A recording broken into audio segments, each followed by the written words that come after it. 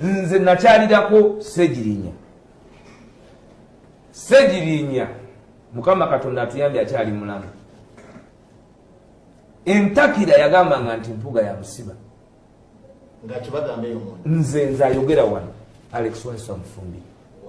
Obutali gumu egitali ebiri. Nero namusinkana ku kooti ebigambo bye yansirira. Naye ono Dr. Rina Zadriga Bobi Wine gwe yaleka mu ntebe bannanga asobola bato. Oh my goodness. Omukazi olunaku olwaleero atulaze ku ability nti asobola bino Mpuuga bye baali bataagala kwenyigiramu Zadriga tayagala kumanya. Ogenda kubeera ng'olaba akatambike ayiseeko ku kkubo emizira n'enduulu ne gisaanikira amabbali g'ekkubo mu ngeri y'emu.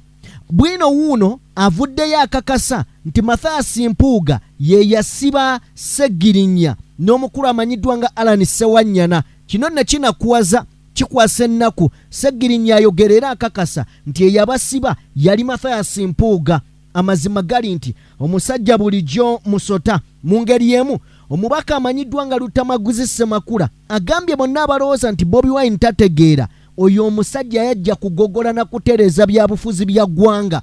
Tugenda kubeera nga tumulaba bulungi nnyo tusobole okuba nga tumunyumirwa mu ngeri y'emu. Bannamasaka bakaawu okkira omususa ku nsonga za Mpuuga Abedi Sseggona ne Lubega Mukaaku kosa ne Ssemujunganda byonna mbikuŋŋaanyiza okusobola okuba nga mbikuwa osobola okuba nga obiraba mu ngeri y'emu. Parliament olunaku olwaleero mu office ya Leader of Opposition amazima gali nti ekutta omuliro bwe batadde nninga Speaker Parliament Anita Amongi aveeyo annyonnyole ku mudidi gw'ensimbi gwasaasaanya ogumu nga guyita mu office ye omulala nga guyisa mu bakomishona oba bakomishona agugende gukola emirimu gye eyebukedya nga gijje ng'omuntu. Byonna tugenda kubeera nga tubitegeera tubinnyonnyoka mu kolunaku olwaleero. Ate ng'era mawuli amalala abavubuka oba bano abagambibwa okutta eyali omukulu w'ekika ky'endiga muganda wange baleeteddwa mu kooti olunaku olwaleero babazizaayo okusobola okubeera nga oba oliawo bawere ennemba n'agasango gaabwe n'ebisingakaawo tugenda kubeera nga tubifuna mu bujjuvu. Mbaanirizaako buli omu gy'asinzira okuba nga atugoberera abali mu bitundu by'ensi eby'enjawulo. Omukutu oli ku DPTV Uganda of course Mbeera Sajime abeerawo kubanga mbatuusaako ebintu eby'enjawulo. Nzikiriza tutandike ne bannamasaka oba oliawo bannayuganda abakaawu okukira omususa ku nsonga z'abasajja bano Mpuuga abafuuse bakiwumira mpiri bbiri oba mpuyi bbiri. Katufune akatambi kano. Mpulira mwami Kakembo ono ng'ali ku TV ng'ate alumba ekibiina kya Nuupu nze ekyansibya n'owulira nga waba ayogera ate alaga adifendinga mwami Mpuuga mumuwulira ng'ate adifendinga mwami Mpuuga ng'agamba ekibiina bano bafuma kabaka bino si bwa kabaka bwe baba baagala abakulu bano okubeera emmengo bagende emmengo naffe batulekere Nuupu yabago Uganda yonna abaagala enkyukakyuka tetuli ku mmengo. Ndi musajja Muganda nze Muwembe Julius nzalibwa Nabutongo Masaka Kalungu mu Buddu bino si bya kabaka kwagala kukyusa ggwanga n'obwakabaka bweyagale. Kabaka bamuwamba yabeeranga n'abambu ab'amafumu mukyabalaba buliko mundu kabaka si muwambe anaapaayo okwogera nze nina okwogerera Buganda kati naye munaddawe ne mutukangakana bano bafuma Buganda bagamba obbye ssente Mpuuga mbu bano bafuma Buganda gundi kikwataganirawo ekyo.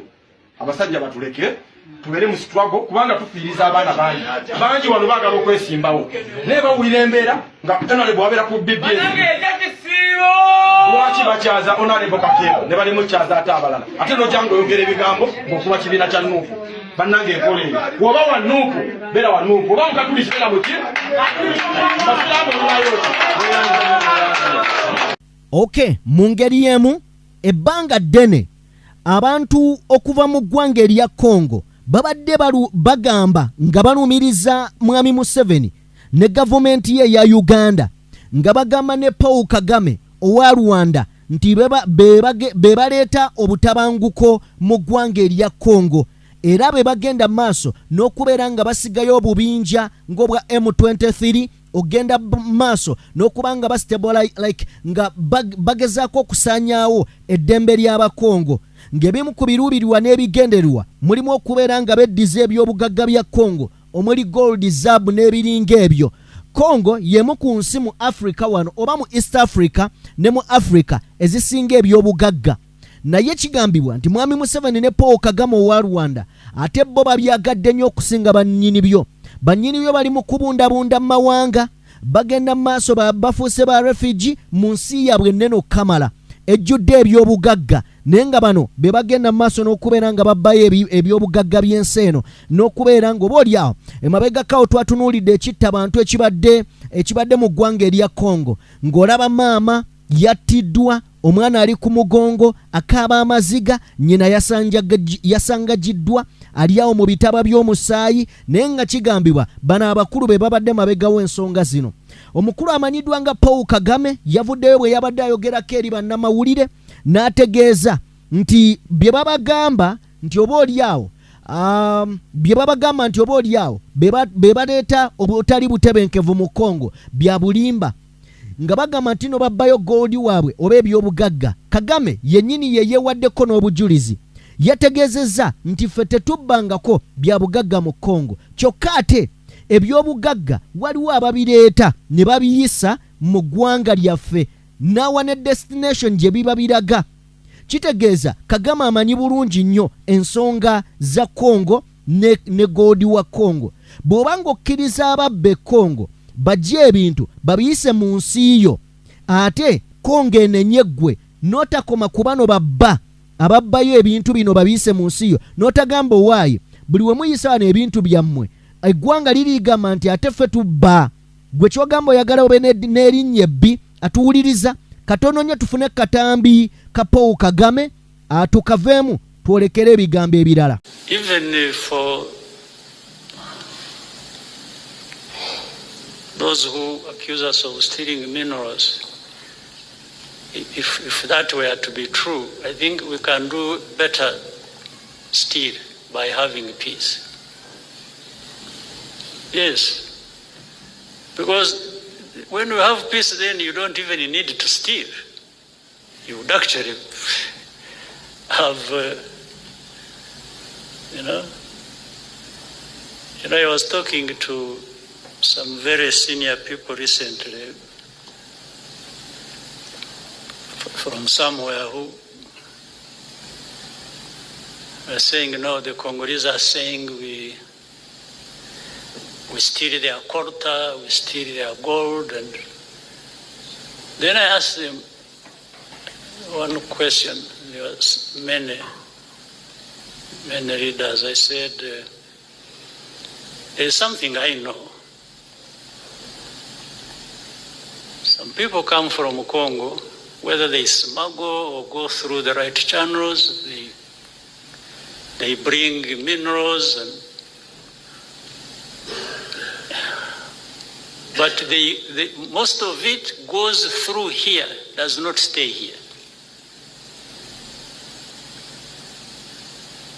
It goes to Dubai, goes to Brussels, goes to Tel Aviv, goes to Russia. It used to go to Russia. I don't know whether it still goes there. It goes everywhere. So I was asking them, I said, are you on the list of those who are stealing minerals of Congo? Because these things end up with you. For us, we are now, they go through our country. But they are accusing us of stealing Congo's minerals. How about the destination? Oye Paul Kagame owa Rwanda ngagezaako okunnyonnyola obaolyawo ebigambo bye niyo owulira nga apalapalanya ne bw'oba omulaba olaba bigambo bya bulimba. So njagala kubeera nga ompommuzaawo nsobole okubeera nga buterevu nkutwala mu bigambo ebirala. Mpuliriza olunaku olwaleero njagala kubeera nga nkutwalako ewa Dr. Zadriga owekitiibwa President Robert Kyagulanyi Ssentamu gwe yalekera entebe y'eggwanga oba eya National Unity Platform bw'atyo okuva ennaku z'omwezi 5 okutuuka ennaku z'omwezi 15 yagiri mu mitambo. Olunaku olwaleero avuddeyoko n'agenda mu maaso n'okuba nga ayitako mu bitundu by'eyo ewaabwe. Amazima gali nti alaze amaanyi bino abakulu ba Mpuuga babadde tebabikolanga nga ne wabeera ekibiina kirinayo emirimu gyakyo nga ba Mpuuga tebalabikako bo babeereyo mu masuuti balinda kujja kwogera nzungu mu parliament. Of course ffe bitatuyamba. Rina Zadriga ofiisi agifulumye n'azambalira ku mugongo ng'answa bw'atyo n'ayolekera mu lulimi luno lwaffe kye tuyita okuzoganya bw'atyo ayiseko ku street. Katulabe embeera ebaddewo. President Congo Uganda mulina boyi nabagamba ono si wa bulijjo mulalamu ono ebyo abikolerawo naawe.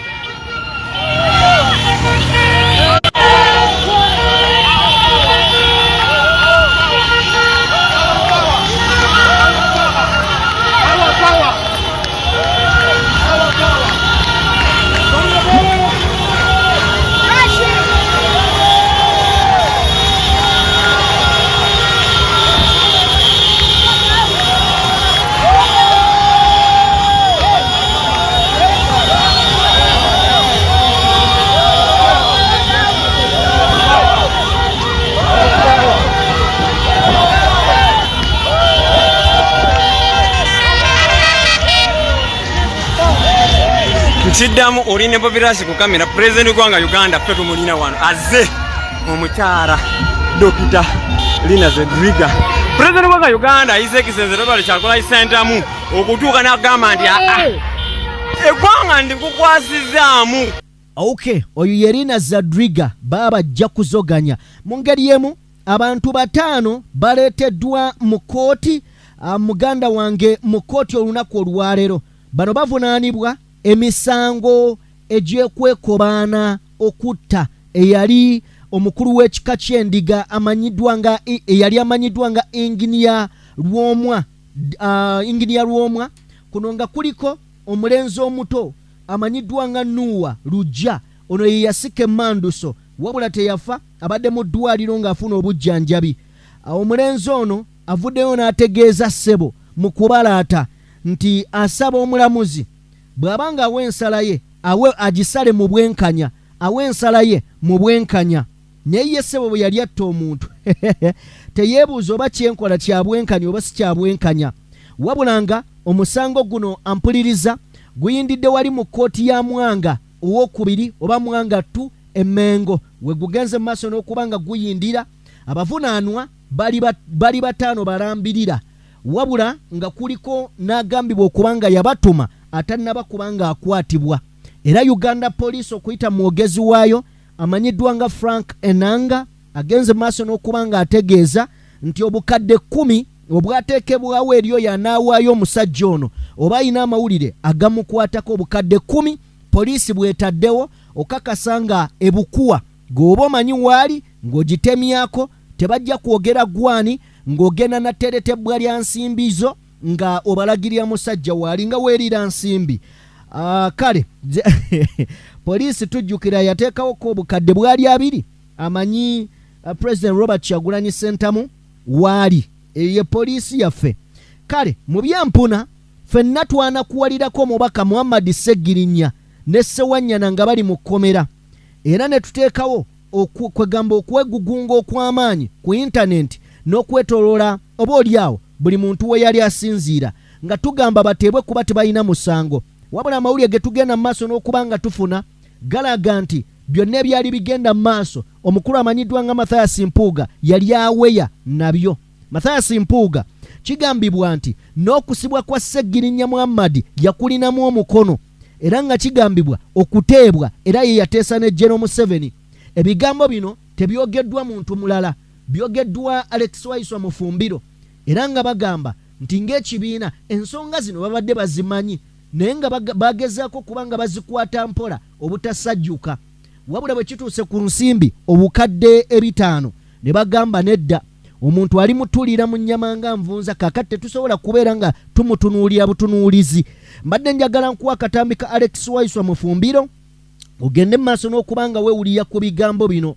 Wabula kino kya nnaku bwe kiba nga ow'ekitiibwa yagenda mu maaso n'okuba nga akola emivuyo gino gijjuliriza ekigambo ekigamba nti bano abasajja okuviira ddala mu kabinja kaabwe akaabaleeta kuva eri mu ssuubi okuviira ddala mu DP Broko n'okuva emabega eri mu nkoba za Mbogo bajja si bannabyabufuzi wabula bajja kuumira mwami Museveni mu buyinza. Tulaba akatambi ka Alex Waiswa Mufumbira. When we return back tusobole okuba nga tweyongerayo mu bigambo ebirala nga bwe bizze olunaku olwa. Yes, njagala gambe nti His Excellency Robert Kyagulanyi Ssentamu yatandika okufuna report nti waliwo omu ku bannaffe, in fact Honorable Mpuuga yali yeekobanye ne Nakyemalira ku nsonga ezimu. Ensonga ezimu tetunaba na kuzibabuulira kubanga obujulizi kikulu nga onaayogera ekintu kyonna, naye obujulizi bwe buvaayo ku luno obw'emiliyoni 5 n'oba okumusiima, kubanga bannayuganda abasinga babuuza lwaki muli bakambwe ku miliyoni 5. Bamaama ne bataata, Mpuuga akkiriza nti yapatana okupatana ye negotiating, era ensonga lwaki baloopa abalala tebafune kasiimo kano, yapatana ng'omuntu nti yali asaanayo miliyoni 5 olw'obuweereza bwe obwali tebunnaweza myezi 6. Andaba ku TV eno n'anampuliriza omukozi wa gavumenti yenna, omuntu yenna ne mu parliament nabo bennyini balina period gye beewa gye bayita orientation oba probation emala emyezi 6. naye bakuwa wano omulimu basikonaga kati kulaba emyezi emeka, naye mu myezi 6 mwami Mpuuga yali atudde ne Anita Amongo ne ba backbench abasatu nga bali mu kwewa busiimo obw'emirimu gye batannakola, kubanga baali bakaweereza emyezi egitawera meka 6 ogitasukka 7, naye kati bali mu kwesiima batudde mu lukiiko. Naye mu lukiiko luno lwe beesiima biki ebigenda mu maaso mu Uganda.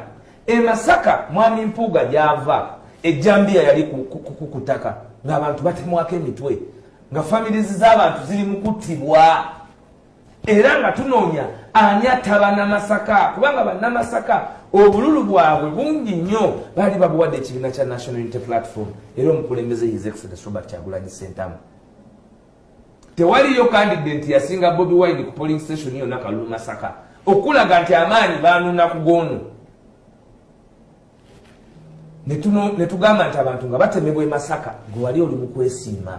Ababaka be babiri aba palamenti 2021 mu September baali bawambiddwa Nakyemalira, Honorable Ssegirinya ne Honorable Ssewanyana nga bavunaanibwa emisango egy'okutematema abantu abali mu constituency ya Mpuuga. Era mwami Mpuuga n'ababeererawo nnyo. Mpuliriza nnyo, teyalinnyako mu kooti lunaku n'olwo okugjako olunaku lwe yagenda okubajjayo. Ate n'olwo twali tumaze okumanya nti wabaddewo enteeseganya. Yes, ze twali tetukkaanya nazo kuba Alan Ssewanyana ne Ssegirinya tebalina musango. Alan bagenda okumukwata ng'ava Japan, bagenda okukwata Ssegirinya ng'ava Netherlands. Nze nakyalirako Ssegirinya Mukama Katonda atuyambye akyali mulamu. Entakira yagambanga nti Mpuuga ya musiba. Nze ayogera wano Alex Waiswa Mufumbira. Ogutali gumu egitali ebiri. Ne lwe namusinkana ku kooti ebigambo bye yansibirira. Olwaleero omuntu oyo yeewadde miliyoni 5 nga banne baliwa mukomera. Yeewadde miliyoni 5 nga banne bali mukomera. Ekyo kitwebuuzisa ebibuzo bingi nga batematema abantu Masaka. Wali osobola okwesiima ne weewa ssente. So at what moment did you get to know this? Bino byonna tubimanya mu 2022 era waliwo discussions nyingi ne mu kibiina ku nsonga eno, era munnaffe ne yeegaana ensonga eno nga kati bw'agyegaana mu lwatu wadde yagikkiriza mu batono. Obulyake buno tetubutunuulira nga bwa National Unity Platform, naye tutunuulira ssente zino ze baatwala ziyinza kukola ki? Ampuliriza akawumbi kamu ne miliyoni 7 zisobola okuyamba abaana ab'obuwala mu Eastern Uganda yonna emitwala. Okay, ebigambo byebyo tebyewuunyisa abasajja bali bankwe. Mu ngeri y'emu njagala kubeera nga nkutegeeza nti ekibiina kya FDC jukira kyeyawulamu ebiwayi bibiri, kuliko FDC Katonga ne FDC Najjanankumbi. Kati FDC Katonga ekulemberwa mu kiseera kino omukulu amanyiddwa nga Ssaalongo Erias Lukwago eya Besigye saidiz eyo bamaze okuba nga basinkana abantu baabwe, era ng'olukuŋŋaana luno lukubiriziddwa omubaka wa bamuyita batya Ssemujjuŋŋanda wa Kira Municipality yakoze olukuŋŋaana luno. Baagala kubangawo ekibiina. Jjukira baali baleeta ensonga ttaano nga kuliko okuteekawo ekibiina ekipya, okuteekawo pressure group, okubaako ekibiina ky'ebyobufuzi mu ggwanga kye beegattako, kubanga ggoolo yaabwe kugezaako okubeera ng'oba oliawo bafubutula omulabe eyawamba eggwanga lino. Kakati bavuddeyo bwe batyo ne bategeeza nti oba oliawo bagenda kubeera nga babangawo ekibiina ekyabwe. Wabula mu njogera ya retired Colonel Kifefe Kizza Besigye avuddeyo n'abategeeza nti ekikulu si kubangawo mikago gya bibiina mingi oba kubangawo bibiina, kubanga ebibiina era kye kimu kyakola ebibiina by'ebyobufuzi Mwami Museveni kyajja n'okukola ekigenda okutondebwawo. Kale nno ng'agamba wandibaddewo enkwatagana ey'enjawulo n'ebibiina okusobola okuba nga bagusa goolo emu. Wano omukisa we gukwatiddwa omubaka wa Kira Municipality amanyiddwa nga Ibrahim Ssemujjuŋŋanda n'atangaza ku kiwandiiko ekigenda mu maaso n'okuba nga kifuluma oba kitambula ku mitimbagano. Kino nga kiraga nti naye alina akasiimo oba oliawo akagenda mu maaso n'okubeera nga akamuweebwa. Era Ibrahim Ssemujjuŋŋanda ategeezeza nti kino ekiwandiiko si kipya, ekiwandiiko kikadde. General Museveni yagezaako dda okuba nga akikozesa ne kigaana, bw'atyo n'akikwata n'akiweereza ne FDC eyawane Najjanankumbi nakyo ne kigaana. Olw'okuba nti mu ggwanga waliwo ssaga z'okubba ssente n'ebikoze bitya biringa ebyo, basazewo nakyo bakireetera awo okumuvumaganya. So Ibrahim Ssemujjuŋŋanda njagala kubeera nga nva ku mboozi ye tusobole okuba nga tugenda ku mboozi endala. Olunaku olwaleero ekibiina kya National Unity Platform nga kikulembeddwamu Secretary General amanyiddwa nga David Louis Rubongoya bagenze mu district ya Kabongo. Yes, Kabongo district sides eyo, Kabongo sub-region. Nakutegezaako olunaku olwajjo nti police yagenze mu maaso n'okuba nga esindirira munna NUP amanyiddwa nga Ambrose Macheta amasasi agamutiddewo.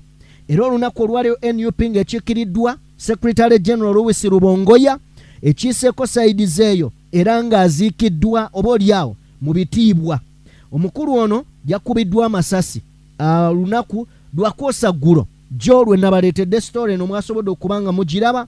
Omukulu ono aziikiddwa olunaku olwaleero era ng'abadde mobilizer wa NUP mu Kabongo district. Kale njagala kubeera nga butereevu ey'emboozi nayo njijjawo, wabula ng'omukulu amanyiddwa nga Lewis Rubongoya agenze maaso n'okuba nga derivalinga obubaka bw'omukulembeze mu kuziika kuno ye yeetisse obubaka bwa President Robert Kyagulanyi Ssentamu. Nzikiriza naawe nkugjewo. Bwe mba nga nkugjewo njagala kutwalako ew'omubaka amanyiddwa nga omubaka amanyiddwa nga Lutamaguzi Ssemakula. Lutamaguzi Ssemakula avuddeyo n'atangaaza n'agamba nti okujja kwa Bobi Wine mu byobufuzi amazima gali nti kugguddewo enzigi n'amaaso g'Abannayuganda okutegeera butereevu nnyo n'okwenyigira mu by'obukulembeze mu ggwanga Uganda. Era ayambye Bannayuganda bangi okubikkula amaaso n'okutegeera ebyama bingi ebyekwese emabega w'abafuzi abeefuula nti bakulembeze. Lutamaguzi Ssemakula mu mboozi gye yabaddeko ey'akafubo n'omukulu amanyiddwa nga yeekolera Itongwa baayogedde ku bintu bingi.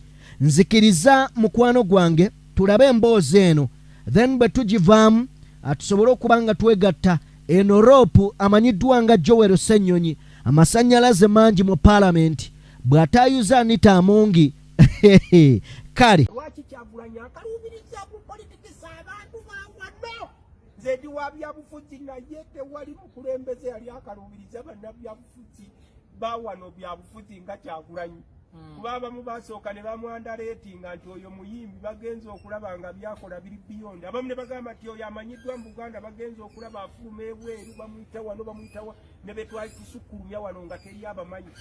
Ate n'abalala n'abakwatirako wabaako wabateeka ne bamulaga nti bakirawo n'asooka abateekako ate ne bakuba enduulu tuli mu bbanga. Kati twe tulaba wano politics engeri gy'amuzannya tojja muwa ssente. Era ikyegoola abantu kati ffe ng'abali mu parliament buli kaseera tuba ku nninga. Kuba okimanyi kino nti oliko big brother akulengera nti owaaye nakulabye wali eri ng'otaddeko roobu naye nkulengedde. Era kye bayita okulabisa. Politics takalubangako ow'e Uganda nga bukyayingiramu Kyagulanyi nze nkugamba. Tokyalina gw'ozannyira ku bwongo kati osanga ne fuutu soja ng'asomesa profesa ebyobufuzi nga profesa azuukuka buzuukusi. Wabula nze neewuunya Omusamaliya asasula omuntu amukubye empya akasiimo. Kakati ebyo okuba emiggo n'aseka nti kwata akasiimo saddeyo Omusamaliya. Ebyo bibeerawo mu politics kubanga ne mu biseera bya Piraato ng'agenda waliwo okutta Yesu. Waliwo abasajja ab'ebirevu ebingi Abafalisaayo baalina enkola zaabwe. Bwe baalaba Yesu ne bamweraliikirira nnyo ne bagamba omusajja ono azze mu politics waffe mu byebufuzi byaffe. Abafalisaayo genda osobe ku Bayibuli. Tewali beesinga kweraliikirira nga Abafalisaayo mu kuzaalibwa kwa Yesu. Ne bawulira nti agenda mu yeekaalu n'asomesa ebyo. Kati bano Abafalisaayo baalina kalica yaabwe nga yeetambulira ku nnono ez'okufera okulimba okusanga abakaaba ne weesiiga loofu okuvulira abantu ekirala emisana ate ekiro n'okola kirala okukola ng'amadiiro. Ono bwe yajja n'agamba nti no twetaagawo integrity mu church. Abafalisaayo ne babigiranga nnyo nga bakambwe ennyo. Ne mu politics mulimu Abafalisaayo bwe baalaba omusajja ono ng'azze Kyagulanyi beeraliikirira nnyo. Ng'era bw'olaba nze mbeera mu kyalo. Ewaffe mu kyalo tulina ebiyenje. Ebiyenje okuba tekuli ttaala. Ebiyenje bijja kubba ulosuggwa ne bitambula. Naye bw'olubyiga bw'oti ku switch wappa ne gaaka. Nga buli kiyenje kiteekayo emisinde ngoga ekyo ekibadde bijjudde kubba ulosuggwa kali Kyagulanyi yanyikako ku wappa. Tutandise olaba ebiyenje webidduka. Webipapala omusajja nga yasoma amateeka naye nga tamanyi kukaputa kintu kiri mu mateeka. Akyatukunamya nze ndi mu byabufuzi. Akyatukunamya nze era bane mbadde nga mbagamba nti ne bw'oba weefuula ategeera ennyo ow'ekitalo ono si wa bulijjo. Ono si wa waliwo omukulembeze gw'olaba n'onyooma bano abazze nga bajja n'ayogera birala n'agira birala nga politics we bamunoonyaamu bya bugagga byaki. Naye kino okikuwulira Kyagulanyi si wa bulijjo nange namulaba. Abe Dawuda enkola ye ey'ebintu mu Uganda n'ebweru wa Uganda, entambuza ye ey'ebintu n'ensengejja ye. Abamu balowooza nti agenda okuyisa statement aba yagifuniddeawo. Nze njagala kubbirako Kyagulanyi agumiikiriza. Ne bamutwalira nze njogera naye ne bamutwalira lipooti naga mumuwa obudde. Abamu ababadde balowooza nti ate bagezi nnyo buli avaayo okwogera ekigambo baga nti ono bulijjo gundi musiru naye bw'atyo. Kuno kiki ono naye bulijjo busiru bw'atyo. Gadi ugambye lwalo ne bannamateeka avaayo okwogera bulijjo ono gundi musiru bw'atyo bulijjo ayatukumbira mu kitu naye musiru bw'atyo. Kakati abamu twabawadde amagezi nti bw'oba toli mweteefuteefu eno population yanjawulomukko. Si eri mugundi mu DP waweeyo mu politics w'emabega obadde nga bw'ofuweeta oluzungu ennyo nga balowooza otegeera. Bw'oyambala essuuti n'okyusa nga bagamba oyo asaana bwa pulezidenti ne bw'oba na mutwe mukalu. Bw'osuulayo obukunkumuka nga bagamba kuyita malayika. Naye ono politics wa leero ono yakyukidde ddala nange buli lukyenkya ku makya nga sinaba kubaako kyenkola. Nsooka kwetegereza twendi esoma etya kubanga nyinza okukwata omukutu ng'ate twendi siweekola ki weesoma ate kati tokyalina gw'osiwaza politics wemabega obadde ng'osiibwaza omuntu babadde bangu bakuzanyirako lwa nsonga tewabadde kitangala kibalengeza buzibu osanga omuvubuka atasomanga ku mateeka n'oyogera ne bagamba ono looya ne bakurizoninga n'ofulumawo n'oga ye waakiri ayogedde ne byennasoma oyinza okujja n'ebitabo byo nga weenyinyimba otyo manyi looya ayogera yeenyinyimba anti kati nkugambye ng'akeneka ng'ajooga nkugambye ennaku zino bagamba atayogedde teyejjusa asirise teyejjusa naye ennaku zino waliwo abantu avaayo n'ayogera nadde ewaka ne mukazi we n'amugamba mwami lwaki otutwazizza bwotyo ne baakola naye ne bamugamba nti waayi okunamye nga nkobe omanye enkobe bw'erinnya omutwe ekunama nnyo kusinga ku nkima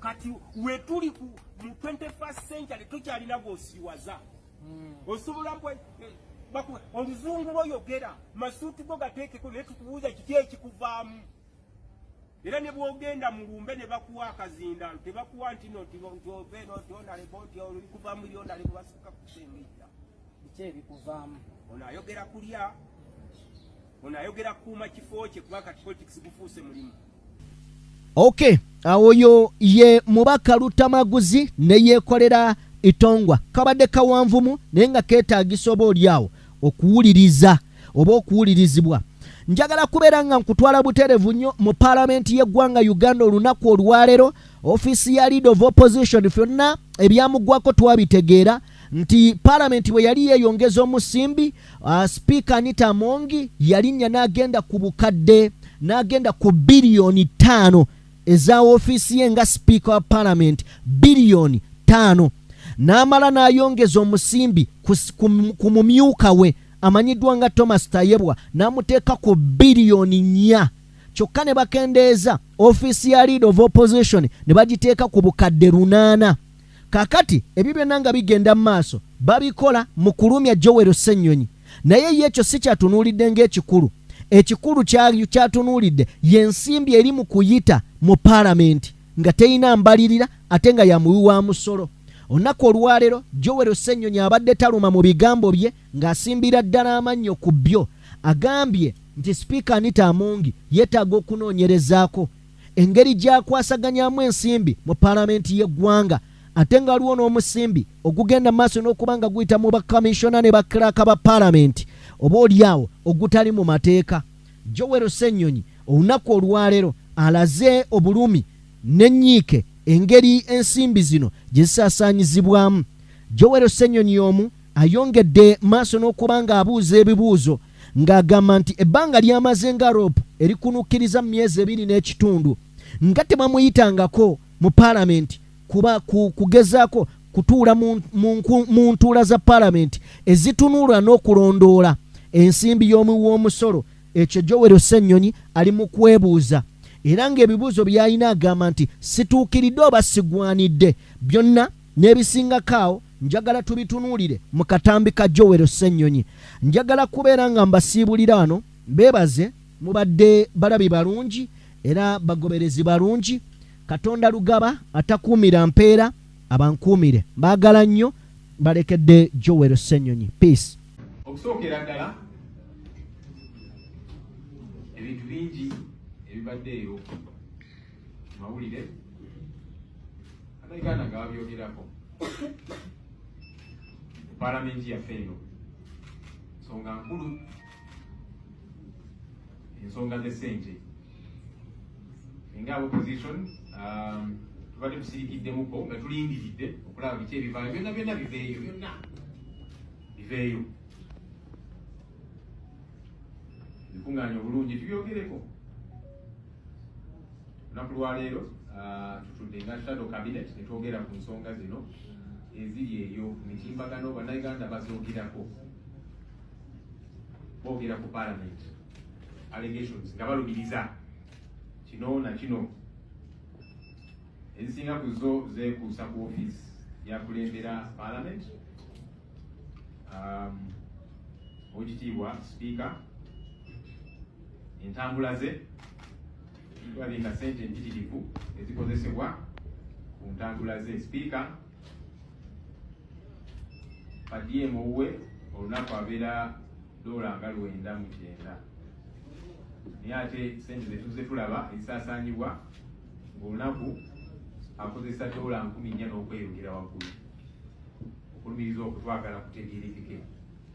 Ennaku mpitirivu ezibaliddwa zatambudde naye nga twebuuza ng'ovudde ku kya ssente okubeera ennyingi ennyo bazongerezaawa ye ani yatuula n'asalawo okuzongeza, naye ng'ekyo kivuddeko entambula ziri ngendo nga zibadde nnyingi kubanga ezimu nga ali Nairobi at the same time ali Turkey nga tebitegeerekeka. Naye n'ekirala ng'ennaku nnyingi zino twebuuza yagendayo yatambula engendo zino oba just basayiningira ssente kubanga ebbanga eryo ddene nnyo sipiika tatera kubanga taliiwo. Komishoni ya Paalamenti ekakiiko ak'okuntikko akatwala Paalamenti era nga lino opposition ntuula ku kakiiko ako, naye of course kukyanga nfuka lino opposition tewanabeerawo commission meeting, simanyi oba zituula nga zitegeezeddwako naye sinayitibwa naate emirimu gigenda mu maaso egirina okubanga komishoni yegikiriza nga twagala tutegeere bijja bitya. Sente zayisibwa mu commission nga bakomissionazi abamu beewa akasente fenga NUP era muze mulaba engeri gye tukwasaganyamu ensonga eno ng'ekibiina kubanga omu ku bo memba waffe, naye tugamba nti nga tuvudde ne ku waffe bonna abaali mu meeting eyo Oweekitiibwa Mpuuga, Solomon Siwanyi, Commissioner, Honorable Prosia Kampulira, Honorable Esther Afoyokyana, kubanga abo baatuula ne beewa akasiimo Oweekitiibwa Mpuuga $5,000,000 bali 444. Bali meeting twebuuza kosi ku Oweekitiibwa nti ekintu kino mwakikola mutya kubanga sinti kikati kiyingidde mu sisitimu ti kigenda okubeera kosa awo nawo wali baddewo issue kubanga already tufuna omusaala ne allowances n'akasiimo gratuity kali giti gratuity tusavingako mwezi naki ng'ababaka kakati zino zo zajja zitya ate nga mugamba zammwe bassekinnoomu ng'abantu n'agamba nti buli loofu mpya ayingirawo naye ajja kuteesa ezize ajja kunegotiatinga ezize nga kakati kitegeeza nti bwe neeyisa obulungi ne sinyiiza abantu bamu nyinza n'okusaba obuwumbi obubiri ne babumpa ekintu ekyo kikyamu ate nga tusaba obeerewo obwerufu kubanga tuze tuwulira omukulu ng'agamba tanazifuna sente ezo alinze ne installment esooka naye ate ayogerera Parliament omukulu Kristo Gora yali ku TVM n'akakasa nti abantu bano bonna sente zaabwe bazifuna dda. Tubeere beerufu ng'abakulembeze ensonga eyo nkulu. Abadde akola activities ez'enjawulo mu communities okusingira ddala mu Eastern Uganda gy'ava, sente zino nga ziyita ku account z'abakozi ba Parliament, sente empitirivu buwumbi na buwumbi. Twebuuza lwaki sente zino ziyita ku accounts ez'aba staff ba Parliament nga bagenda ne bazijjayo boolyawo ne bazimutwalira, byajja biti ebyo. Okuva ku musango gwa Kazinda, gavumenti yayisa enkola empya nti sente zirina okugenda ku akawunti z'aba staff members mu bitongole bya gavumenti ebyenjawulo tezirina kusukka bukadde 5 nga zakola mirimu egy'enjawulo, sente zitali zaabwe nti musaala oba ki, naye kati zino tulaba buwumbi na buwumbi ku akawunti z'abamemba ba staff ab'enjawulo mu kizimbe kino, nga sente ezo zigenda kukola mirimu gya sipiika. Twagala ensonga ezo zitegeerekeke obulungi kuba sente empitirivu. Ensonga endala y'abakozi wano mu Parliament, abakozi bazze abantu bazze nga baweebwa emirimu wano mu Parliament ngeri etategeerekeka, era Auditor General yakinokolayo naye mu lipooti ye ensonga eno ng'agyogerako abakozi bangi abatategeerekeka baweebwa emirimu wano tebamanyikiddwa naki kye bakola, kyoba actually batuula wano ku Parliament ne bakola emirimu. Ensonga eyo nga tetegeerekeka bulungi. office ya leader of the opposition ebeera n'abakozi ab'enjawulo okutuyamba ku mirimu egy'enjawulo netukwasaganya. Buli leader of opposition omupya ayingirawo ne ttiimu empya eyiye. Nze nagamba nti ababaddewo sibalinaako buzibu basigalewo. Contracts zaabwe nga ziggwa January nengamba contracts ezo bazirenewing bazizze bujja. Ne baga nti tewali ssente.